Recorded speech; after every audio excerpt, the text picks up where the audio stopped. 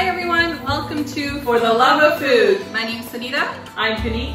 And today we're going to be sharing with you our traditional family Indian curry chicken and rice recipe. Now this recipe you won't find in most Indian restaurants. It's a very traditional, simple, home-cooked meal that you'll find in many Indian households. The restaurants usually have a little bit more creams and butters just to make it a little bit more sultry and tasty and make you coming back for more. But trust me, this recipe does not lack in flavor. So we're going to first start off by showing you the ingredients for our curry chicken recipe. I would like to mention that there is a base starter which is called the tadka, which is involved in most Indian recipes, and that is your oil of choice. Here we have olive oil. We have chopped up white onion. We have some chopped garlic and ginger. And our spices today are turmeric, red chili powder, salt, black pepper, cumin seed, garam masala. We have some tomato paste, chopped fresh tomatoes, madras curry paste, cilantro, and we also have 12 boneless, skinless chicken thighs. Okay, so now we've kind of started off with, for making the curry chicken, we've got our olive oil, our onions, our garlic, and our ginger in here. And we're just gonna saute just on medium-high heat, just until the onions get translucent. We wanna be careful not to burn the ginger or the garlic here. And all the measurements, don't worry, they're all gonna be in the description box just below. So now that our onions are pretty translucent here, we're gonna go ahead and start off by putting all our spices in. We're gonna start off by this cumin seed here. We'll add that in. Our turmeric. We've got our hot chili, ground up chili. So the red ground chili here, if you don't have that, well, you can actually find it at a lot of Indian grocers such as foodie. But if you don't have that, you can always replace it with cayenne pepper or maybe 2 chopped up serrano chilies. Also, this is according to your taste. If you do not like spice, you don't like the spice level, you can eliminate or even reduce it by half. Now we've got some ground black pepper here. We're adding in. And lastly, salt. And we're gonna give this a good mix here. The idea for this is just that we want all the spices here just to kind of get a little bit toasted and just release some of those aromatics out of the spices. Okay, now that we've got our spices well kind of mingled up in there, we're gonna go ahead and add our tomato paste here. So this is gonna give a really deep kind of stewed all day kind of flavor and a little bit of a sweetness from the tomato. And then we're gonna add the madras curry paste. Now this wasn't very traditional in my mom's cooking, but I think I discovered this, I wanna say about 8 years ago. And it just gives just a completely different depth of flavor to the chicken. So, I mean, not to worry, if you cannot find this, you don't need to add it in. But if you do go to the grocery store, it's the Pataks brand. And it's called madras curry paste. I believe it's mild and it's exceptional in this curry. And then lastly, we're gonna do some chopped up onions here. I've used just Roma, but to be honest, it doesn't matter what kind you have. Whatever you have on hand, you can put in there. Now we're just gonna saute this a bit and basically try to get all the tomatoes just to reduce and soften up. So as you've noticed now, you can see that the tomatoes have pretty much broken down in this curry here. So we're gonna go ahead, and now is a great time to add your chicken in. So this is 12 pieces, as Nita had mentioned, of boneless, skinless chicken thighs. And we're just gonna go ahead and add those in. They've just been washed really well. Please make sure you wash all your proteins very well. So we're gonna add this chicken in, and we wanna try to get it to the base, like spread it out and try to get it to the base as much as possible as you can. And then we're gonna kind of leave it there for a bit. We really don't wanna touch the chicken because what we're trying to do here is really sear the outside of that chicken. It gives it really good flavor. Also, with what the searing does is it kind of locks in the juices. So later on, when we're gonna be braising this slightly, it's gonna really lock in the juices and that chicken is gonna be fall apart good. So we've given this chicken about 7 or 8 minutes on high, and we've kind of seared it there. So we're gonna go ahead and flip all this. Don't worry with all that spices that are kind of stuck at the base there. That's all flavor, and I'll show you how we're gonna get that up and integrate that into our curry in just a bit here. We're gonna go ahead and flip these over and just try to sear the other side a bit here. Maybe another 5 to 6 minutes on the other side.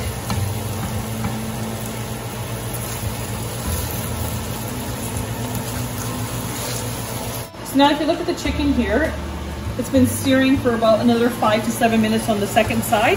And all the chicken has released its oils or its fat. So once you start seeing this, you know that the curry's been cooked well, all the spices are integrated, and the chicken has been seared well. So at this time, we're gonna go ahead and add the water now. I know if you want a much flavorful curry or something, you can add chicken stock, but we've never done that traditionally in our household. We've only used water. I have about 4 cups here. I'm not sure, it really depends on your chicken and stuff. I'm gonna start off by just adding a little bit in, and I wanna use that water to scrape up the bottom and just get all those good yummy bits from the bottom in. So don't be shy here, scrape away and just deglaze the bottom of your pan there and pick up all those spices from the bottom. This is smelling great. So once the pot's been all deglazed, we're gonna go ahead and add some water in here. What the idea is, you're just trying to add enough so it covers all your chicken. So if we look at it there, that's pretty much covering all of our chicken there. The more water you add in, the more curry sauce, so to speak, you'll have with your chicken. But don't worry, if it's a little too much reduced or a little too much water at the end, we can always reduce it or add some more water if we need. So at this point here, we've pretty much almost covered all the chicken. I'm gonna add just a little bit more maybe. So that's almost 3.5 cups there for this. So it's almost all covered, and at this point here, we're gonna get our lid and just cover this chicken. We're gonna reduce our temperature to medium, so about 4. And we're gonna just let this simmer away for about 15 to 20 minutes. And in the meantime, Sunita's gonna get the rice going. That way both items will be ready to devour at the same time. We have our stove temperature to about a medium high. We're gonna start off by adding our olive oil to the pot. And we're gonna add our chopped white onions.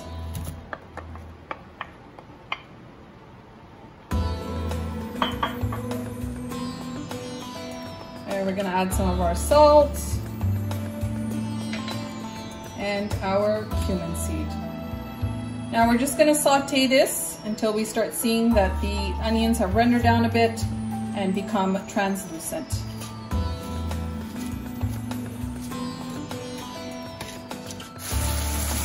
So now you can see here our onions have rendered down a little bit and gotten a little bit soft. We're gonna go ahead and add 1 cup of our frozen sweet peas.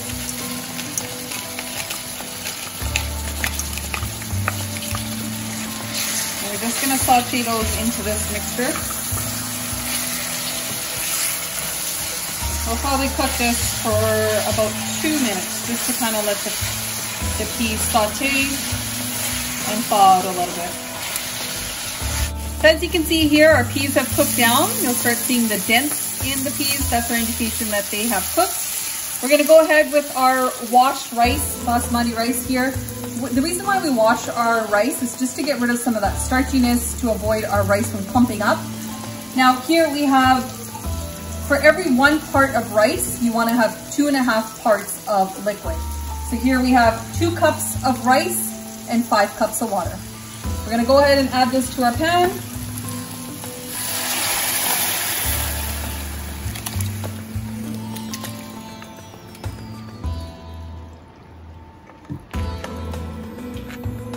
Okay, now that we have our rice and water here, we're just gonna stir all of the ingredients just to combine. And we're just gonna let it simmer down till it comes to a boil, and then we'll show you what the rice is gonna look like before we reduce the heat and cover it to cook.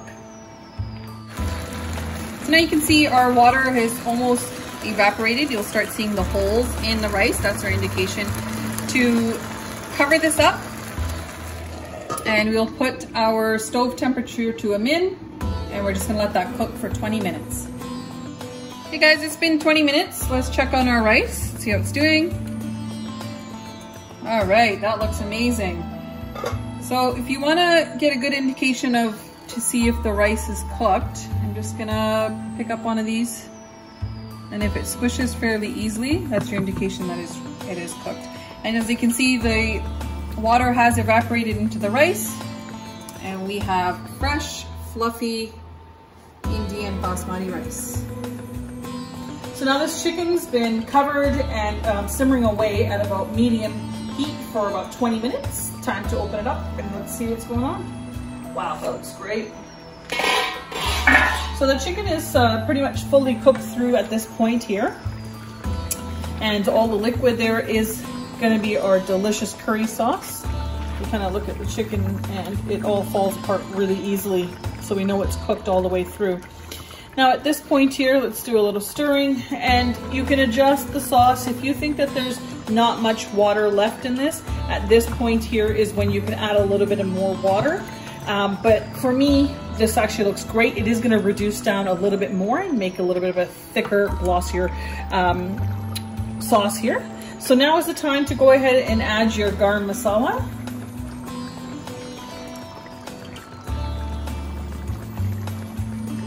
And the cilantro. I'm gonna go ahead and mix this up. The garam masala will help in thickening up that sauce a bit there as well. So now we'll just keep it on open and just let it simmer. We're gonna put the temperature down to min and just let it simmer away slowly. It will thicken up and make the sauce really glossy and shiny in the meantime. So once you got your garam masala and your cilantro in there, it's a good time, once you've mixed it well, to check for your seasonings here, just to check if you've got enough salt and spice in your curry. It's beautiful. You can really taste all the spices in there, the turmeric, the cumin, just a little bit of spice in the back there. And I think it's perfect here, but for yourself, if you want to add a little more spice, maybe add a little more salt, now is the time to go ahead and do that. Okay, so that's been about 5 minutes there, just boiling away with the lid off after we put in the garam masala and the cilantro. So it looks to me that the sauce is thickened up enough and it looks nice and glossy. And guess what? Your curry chicken is done. So now at this point here, you can cover it up and just put it on min and just let it sit there until you're ready to eat it or until your rice is ready to go. And there you have it, guys. We've plated up our Indian curry chicken along with our fragrant Basmati rice.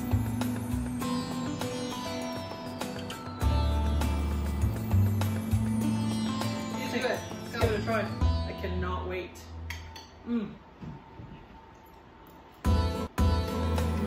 Oh my god. Delicious. You can really taste the sweetness from the onions, the ginger, the garlic, a little bit of that spice just from the back there, but absolutely delicious. You can always pair this with some sour cream, which we've always done in our family, because everybody loves sour cream in our family, our nephews, our nieces, your daughters. Also, if you go to an Indian store, it's a little pot where all the cream and stuff is. It's called dahi. You can also use that. That's traditional Indian yogurt or Greek yogurt, whatever you like, to put on here to kind of maybe tame down that spiciness for the kids.